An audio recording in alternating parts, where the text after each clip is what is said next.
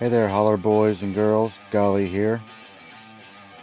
Today's video, I wanted to get the perspective of an iRacer about World of Outlaws game, coming September 27th. So I got a hold of a buddy of mine, Mountain Refuge. His Twitch and Twitter links will be in the description. Make sure to go follow him. Before we get any further, we are 16 subscribers away from 300. Hit that sub button. Let's see if we can get 20 likes on this video. Mountain Refugee, tell us a little bit about yourself. Alright, thanks for having me today. Yeah, I'm Mountain Refugee. I have a team on iRacing, Mountain Refugee Racing. Right now we currently have 5 drivers. We run 7 different series across 3 different leagues. We're running 6 nights a week. They're all live and broadcasted, and I'm live on Twitch for every race. We usually start about 6 to 8 Eastern, depending on what day of the week. But we try to keep everything updated in Discord. Try to stay up to date on all the new news. We got a good little group. So the sounds, the World Outlaws.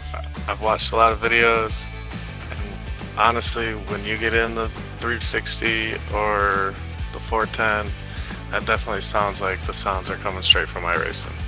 Like the on and off throttle going through the corner and the slide in, like it's almost identical.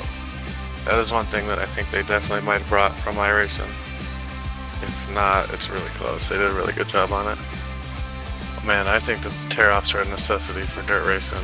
And in iRacing, when you first log on and you get into a race, it has auto tear-offs. And they're not very fast. You'll go a few laps with dirt speckled all over, you can't see nothing, you're focused on it. And as the guy's head's turning, it's real distracting. So you gotta go into the settings and you gotta set up a button so that you can do a manual tear-off. And then you can do it as often as you want. You're not gonna run out of tear-outs. So I'm hoping, even though we didn't see it in the teaser videos, I'm hoping that they're going to be a setting that you're going to be able to go set it up manually.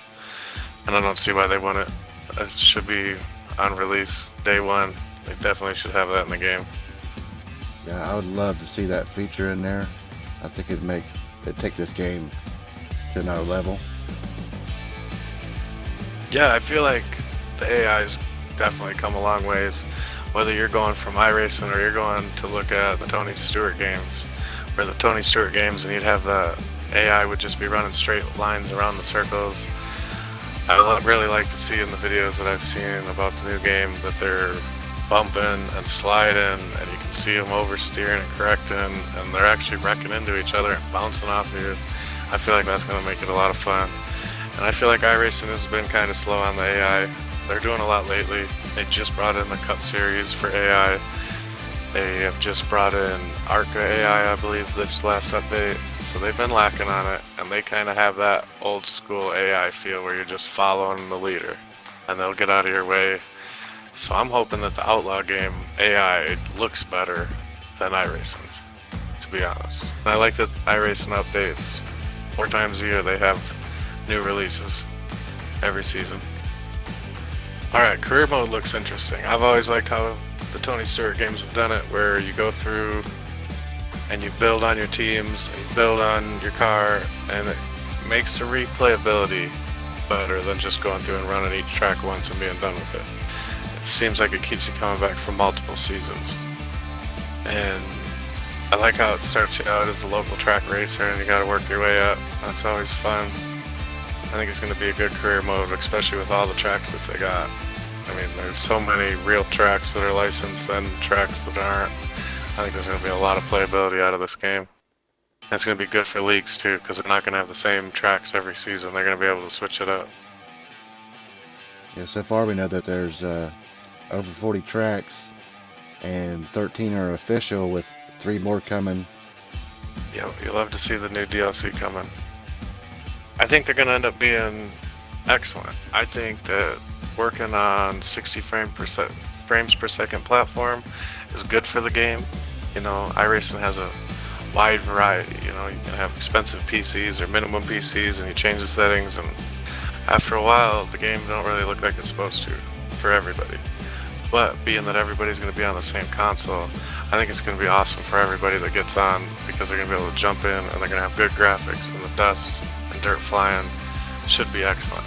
And the cars themselves and the graphics of the cars, the way they've changed from Tony Stewart's older games, I think the proportions are better, and I think that they make the cars look really good in the game.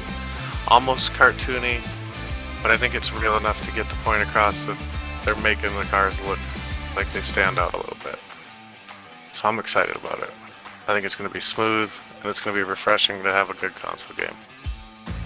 See, and I was just in the facts, and I'm not sure if this was updated recently or if it's been on here, but it does say that cross-generation will be available on Xbox, and the PS5 and PS4 versions of the game cannot play against each other. However, I know in SRX it's set up where the PS5 versions get the PS4 version also, and then the lobbies are held on PS4. So it sounds like they're still going to be able to play. It's going to be included for the same price. But they did still say that there will not be cross-console. So PS4 and Xbox cannot race against each other, which that's disappointing. I think that would help the fan base and player base. We're in 2022, and I think every game should be crossplay. I definitely agree. And we're going to talk about the damage model, which in the gameplay you don't see no damage model, so I'm not too enthusiastic about the damage model becoming. So iRacing's, they're working on constantly. I've been on iRacing for about a year now, and every update that they do, there's something new with the damage model. And it's to the point where I was practicing some sprint cars the other day, and I turned on into the barrels going into pit road at Eldora, and the car spun around and the tire went flying off, and you could see like the rings and the clips, or maybe they were bearings or whatever, flying out of the wheel as the wheels are sailing away. The pieces of the car are all in the picture. Like it's pretty extensive. They're doing a good job. So if they can do, even if they start the damage model with this game, they have potential to make it very realistic. So I still have hope that they're gonna have some damage model in the Outlaw game too. Maybe turn on, turn off kind of thing. So visually, the physics look like they're there. The way the AI move and slide, it looks way more realistic to me. And I mean, the videos I've seen, I almost kind of wish that they would have picked a little bit better drivers to do the testing. So it wasn't so much seesawing and driving all over the place, so you couldn't really tell if they could settle in and get the line and get the car set and ride through the corner. But I feel like there's potential there, the way the AI move, that it's going to be more of a comfort game. Once you play with the settings a little bit and you get everything dialed in how you want it, I think there's real potential to be able to set those cars in and cruise through the corners and have that realistic feel while you're still playing on a console. I think that's going to be a good combination. I think now that they partnered with iRacing, I think they're going to have more info to build on. And I'm hoping that that's an advancement that they make, and they've worked on that. But as far as dirt goes, I have a tendency to play on a lower force feedback anyway, because man, in iRacing you really get the sensation that when you're hitting those ruts, that'll hit the wheel out of your hand, and just that wheel moving a little bit changes your car, and it throws it off, and it gets you going the other way. And when you upset the dirt cars, it's tough to get them back. So I hope that they work on the fine details so that when you run that fine force feedback, you can still feel the sensation of the oversteer, or when your car's rotating too far, kind of stops you from that. I'm hoping that they pick that up from iRacing. Look awesome. Tracks are going to be fun to drive on. I'm glad that they got the licenses, and I hope they continue to grow the collection. We'll see how the tracks end up turning out when we play on them, really. It was definitely nice having the chance to come in and answer some questions. I appreciate the opportunity. I am real excited about the Outlaw game. I think we're down to 13 days, probably a little closer by the time you guys are seeing this. But I think it's going to be fun. I hope everybody's excited as I am. It's going to be fun. Thanks, Mountain Refugee, for being in this video. I really appreciate it. You guys go follow him. Don't forget to like, subscribe, share. Golly out.